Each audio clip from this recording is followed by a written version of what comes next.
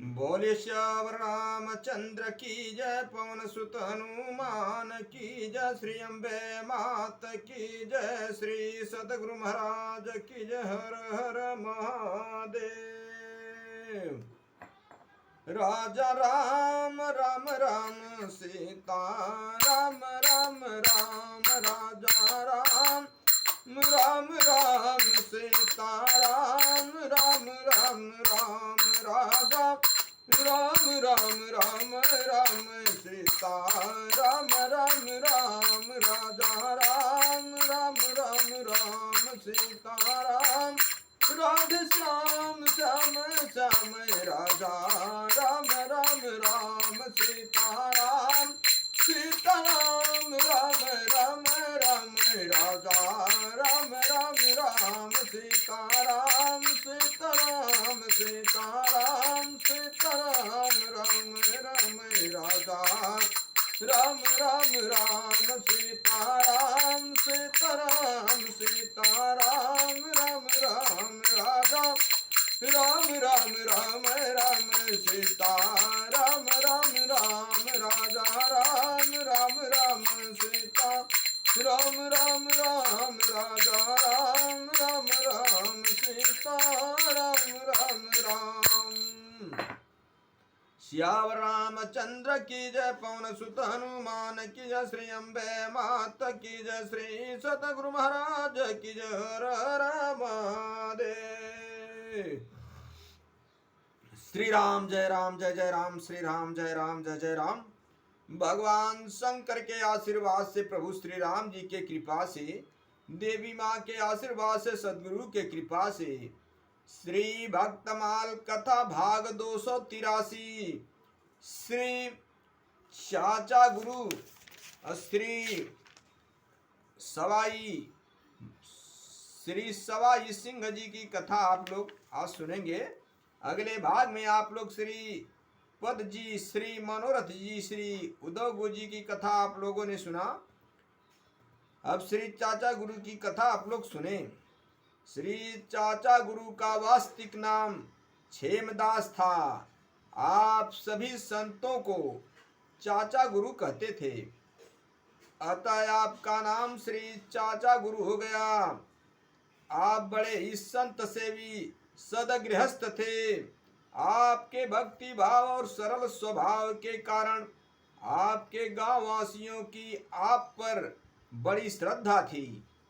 जब आपके यहाँ संत लोग आते तो आपके गांव वाले भी उनके लिए यथाशक्ति सीधा सामान दे जाते थे। सियावर रामचंद्र की जय। ये भगवान के सच्चे भक्त हैं और सम्यक रूप से संत सेवा होती थी। इस प्रकार यह क्रम बहुत दिनों तक चलता रहा, परंतु जब आपके यहाँ रोज ही संत मंडली आने लगी तो गांव वाले भी परेशान होकर कहने लगे कि अब तो आपके यहाँ रोज ही संत मंडली आती है, हम बाल बच्चे वाले लोग हैं, कहाँ तक सहयोग करें। गांव वालों की इस प्रकार की बात सुनकर आपको बड़ी निराशा हुई, क्योंकि आपके भी घर में कुछ शेष नहीं बचा था। सियावर रामचंद्र की जय। आपको चिंता में देखकर भगवान की दिव्य वाणी हुई कि तुम्हारे पास जो धरोहर के रूप में दूसरे का राजपत्र रखा है उसी को बेचकर संत सेवा करो। कोई समस्या आएगी तो मैं संभाल लूंगा। अब क्या था, अब तो आपको संत सेवा का उपाय मिल गया। आपने तुरंत उस राजपत्र को बेच दिया, जिससे पर्याप्त धन की प्राप्ति हो गई और उससे आप संत सेवा करने लगे। श्यावर रामचंद्र की जय। यहाँ पे एक शिक्षा मिलती मेरे भाइयों, संत भगवंत के सेवा के लिए कहीं भी कुछ भी कैसे भी करना पड़े करना चाहिए। उनको ऊंचे सर पे बैठा के रखना चाहिए। साधु अवज्ञा हो या न कारज हानि, संतों की सेवा करने से और संत के आने से कभी कोई कार्य बिगड़ता नहीं है। कोई ऐसा शास्त्र पुराणों में लिखा नहीं गया है। जो संत की भगवंत की सेवा करें, भगवान माला माल ही कर देते हैं। कुछ दिन बाद जिसने अपना राजपत्र इनके यहाँ धरोहर के रूप में रखा था, उसे पता चल गया कि इन्होंने मेरा पात्र बेचकर संतों को खिला दिया है, तो वह इनसे पात्र मांगने आया। आपको तो भगवत ऋणी पर, भगवत वाणी पर विश्वास था ही, अतः सीधे बेंच दिया। कहने की बजाय बात को टाल मटोल कर दिया। जब कई बार ऐसा हुआ तो उसने पंचायत जोड़ी। उधर आपके यहाँ संतों की एक बड़ी जमात आ गई थी, अतः आप संत सेवा में ही व्यस्त रहे और पंचायत में जा ही न सके। पंचायत में न जाने के कारण आप पर आरोप सिद्ध हो सकता था, परंतु भगवान ने जैसा कि दिव्य वाणी द्वारा पहले ही कह दिया था, अतः वे आपके वेश में स्वयं पंचायत में हाजिर हो गए और पंचों के पूछने पर बोले कि इनका पात्र तो ज्यों का त्यों मंदिर में रखा हुआ है, यह व्यर्थ ही स्वयं भी परेशान हो रहे हैं और आप लोगों को भी परेशान कर रहे हैं। आप लोग चाहे तो चल कर देख लें।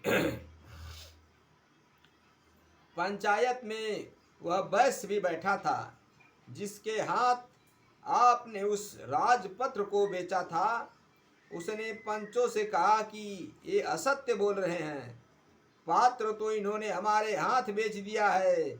आपने भी अपनी बात पर बल देते हुए कहा कि पात्र मंदिर में अमुक स्थान पर रखा है, तुम स्वयं जाकर देख लो। पंचों के कहने पर वैश्य मंदिर में गया तो पात्र सचमुच निर्दिष्ट स्थान पर रखा मिला।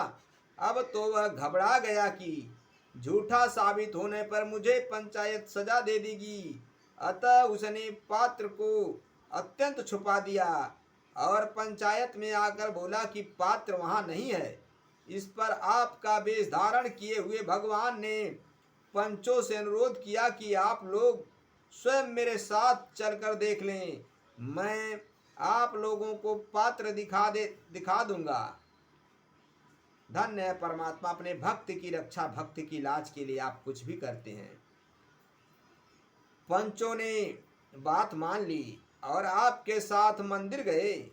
वहां पहुंचने पर तो सबकी आंखें खुली की खुली रह गई। पूरे मंदिर में चारों ओर राजपत्र रखे थे, सब के सब एक जैसे। वैश्य ने जहां पात्र छुपा कर रखा था वहां देखा तो पात्र नदारद था।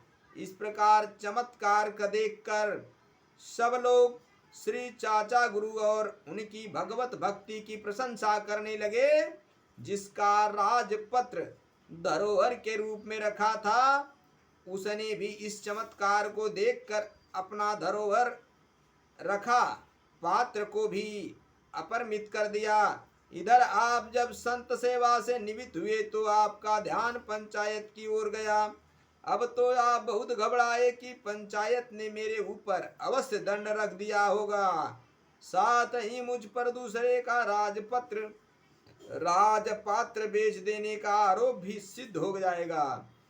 आप यह सोच ही रहे थे कि आसपास के लोग आकर आपसे पंचायत के सारे विवरण और मंदिर में घटित आश्चर्यजनक घटना को बताकर आपकी भक्ति की प्रशंसा करने लगे। अब तो आप भी आश्चर्यचकित हो गए। फिर प्रभु की कृपा समझ उनकी लीला का स्मरण कर प्रेम में मग्न हो गए। सियावर रामचंद्र की जय। श्री राम जय राम जय जय राम। भगवान स्वयं अपने भक्त की लाज बचाते हैं। नंगे पैर दौड़ करके द्रौपदी की लाज बचाते हैं, चीर दे करके गज की लाज बचाते हैं, ग्रह से छुटाते हैं। धन्य है परमात्मा। श्री सवाई सिंह जी शौर्य तेज धृत द्राक्ष युधे चाप्यलायम दानी मिनीश्वर भास्व च छात्रम कर्म स्वभावजम। गीता में भगवान श्री कृष्ण अर्जुन से प्रत्येक वर्ण के स्वाभाविक कर्म का वर्णन करते हुए कहते हैं कि हे अर्जुन, सूरवीरता, तेज, धैर्य, चतुर्य और युद्ध से पलायन न करना, दान देना और स्वामी भाव, ये सब क्षत्रियों के स्वाभाविक कर्म हैं। ऐसे ही गुण धर्म वाले क्षत्रिय राजपूत थे।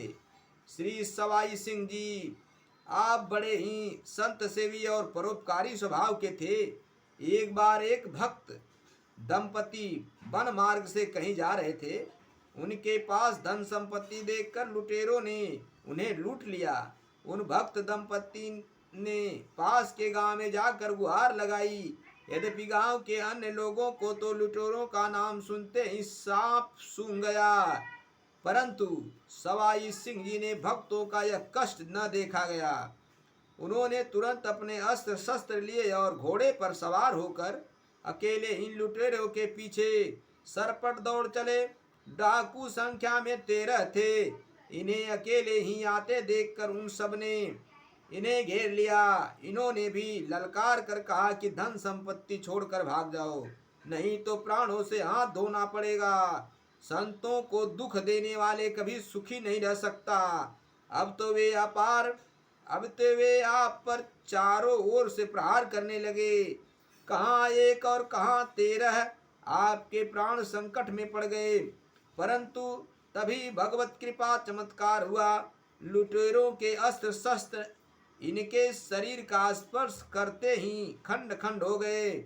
सियावर रामचंद्र की जय।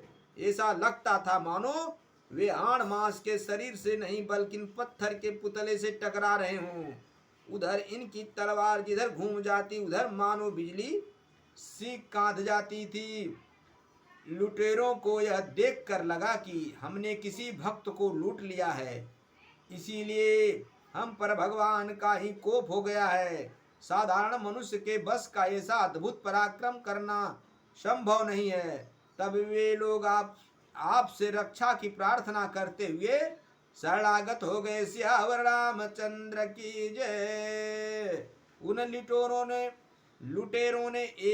लुटेरों ने न केवल सारा धन वापस कर दिया बल्कि लूट डकैती का काम भी छोड़ दिया और सभी भगवत भक्त हो गए। सियावर रामचंद्र की जय। पवन सुत हनुमान की जय। श्री अम्बे मात की जय। श्री सदगुरु भगवान की जय। हर हर महादेव।